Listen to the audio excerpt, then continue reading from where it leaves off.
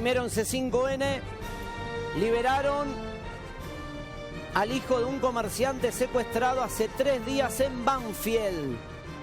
La policía de la provincia de Buenos Aires liberó al hijo del dueño de la panadería Las Violetas de Banfield. Pedían 2 millones de pesos de rescate.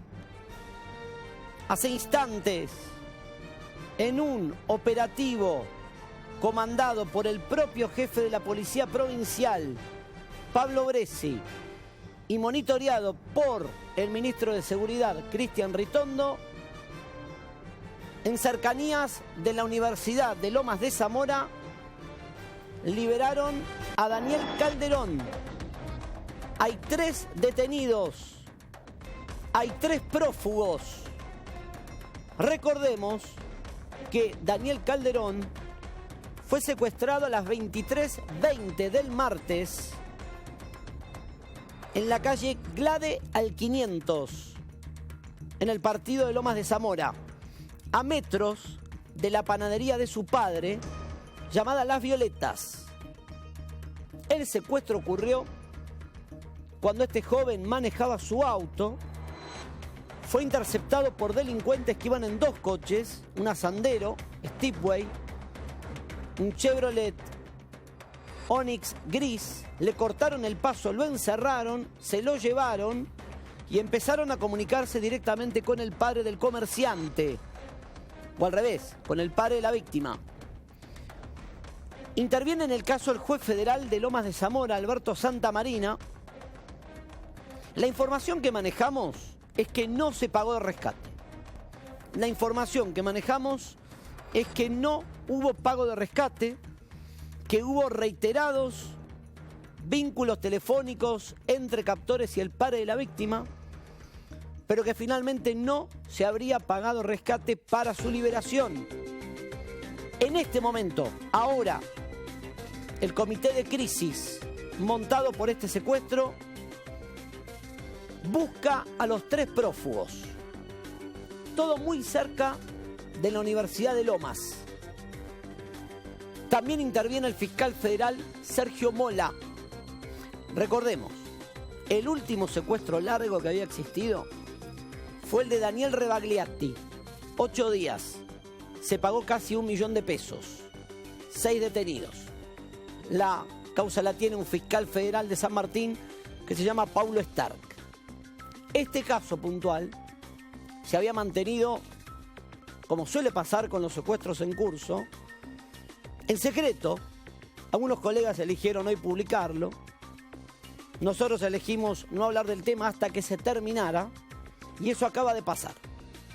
Por eso lo estamos haciendo público. Porque fue un secuestro largo de 3 días completos.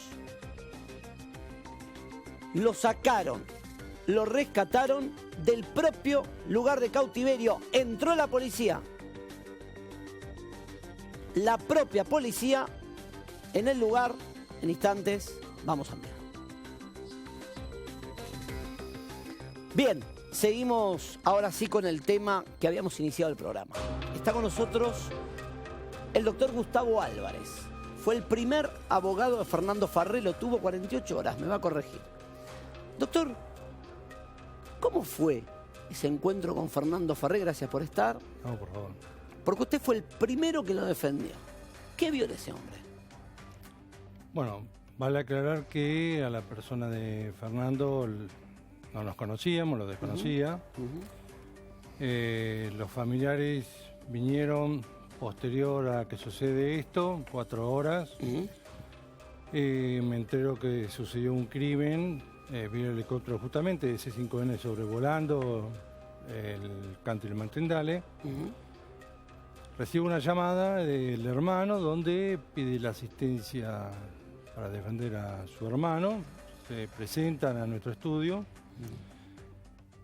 Y ahí recibo una cierta información de parte del padre en sí, pues la madre se lo habían en estado de shock, el hermano también, la madre con las manos ensangrentadas.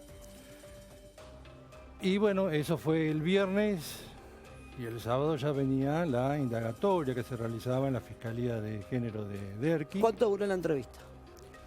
Tuvimos una entrevista aproximadamente de unos 20 minutos. ¿Qué vio en ese hombre?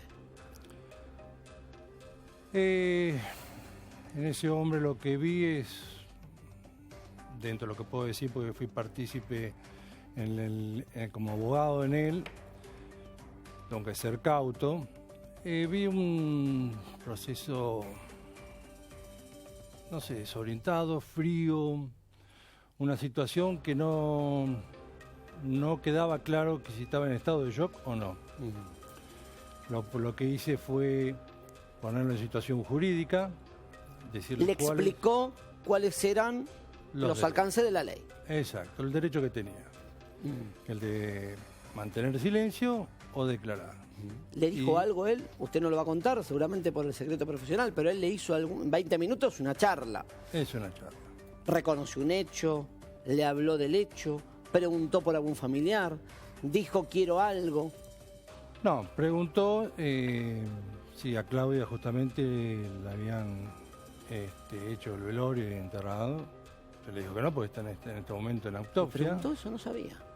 ¿Él le preguntó si la habían velado y enterrado? Exactamente, o sea, no sé si era que estaba fuera de tiempo, que no se dio cuenta que habían pasado menos de 24 horas, y preguntó por sus hijos, al cuidado de quién estaban, si habían venido parientes de Claudia, sí, que hasta ese momento no habían venido.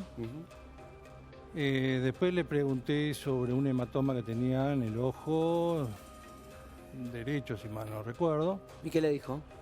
Se tocó, que no sabía, entonces le digo, mira, tenés una pared que es vidriada, te podés observar, se dio vuelta automáticamente y se asombró de cómo estaba. Me dio la sensación que cuidaba su parte estética. Estaba preocupado por la estética. Me dio la sensación justamente de eso. ¿No caían que había matado a la mujer de 74 puntazos? No hablamos sobre el tema de esa situación. ¿Cómo no hablaban del tema?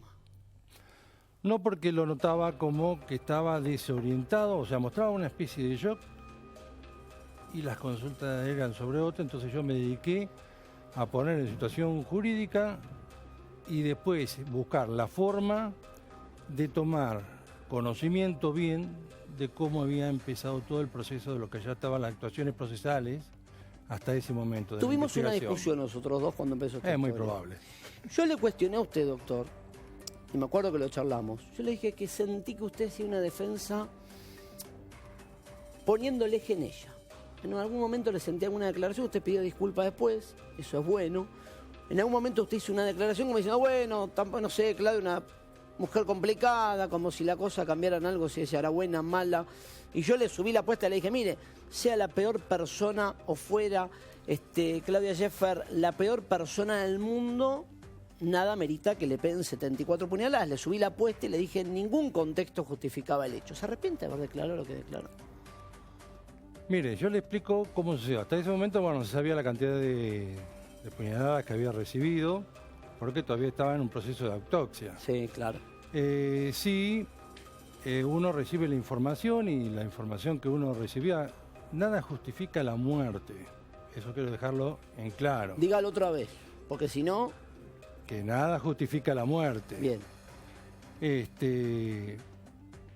Acá lo que se recibió como información por parte de los familiares, sobre todo del padre, que era el que estaba en condiciones de poder prestar algún indicio de cómo sucedieron las cosas. El resto estaba todo en una situación de shock.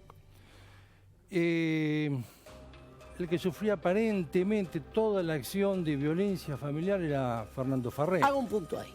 Vamos a discutir ese tema, porque tengo las denuncias preexistentes. Quiero que me cuente después por qué renuncia.